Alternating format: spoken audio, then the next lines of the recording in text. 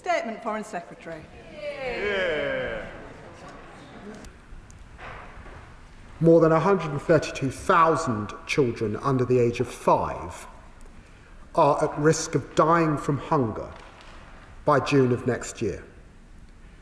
Madam Deputy Speaker, this is not a natural disaster, it's a man-made famine in the 21st century. And I'm outraged by the Israeli government's refusal to allow in sufficient aid. We need a massive humanitarian response to prevent more deaths. Crucial NGOs, humanitarians and health workers allowed to operate and stockpiles of aid on Gaza's borders released. Madam Deputy Speaker, I recognise that this only touches the edges of this catastrophe. We all know that there is only one way out: an immediate ceasefire.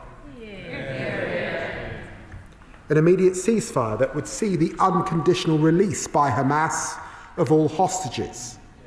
An immediate ceasefire that would see a transformation in the delivery of aid. We know this. Our US and European allies know it.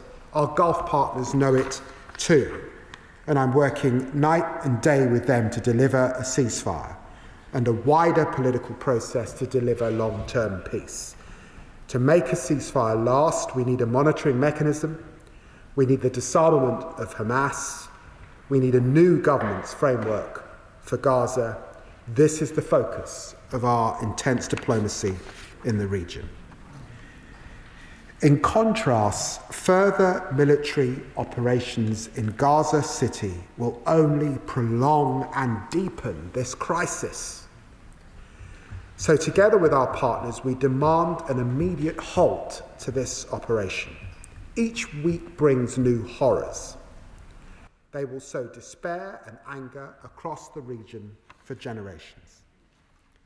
Madam Deputy Speaker, in July, I described before the UN General Assembly our intention to recognise the state of Palestine later this month.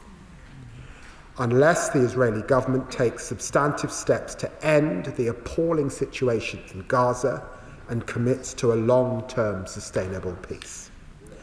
Madam Deputy Speaker, this commitment responds to the current crisis, but stems from our historic responsibility to the region's security, reaching back over a century to the Balfour Declaration. As I said last month in New York, I am deeply proud that it was a British Foreign Secretary who helped establish a homeland for the Jewish people. But the same declaration promised that nothing shall be done which may prejudice the civil and religious rights of the Palestinian people.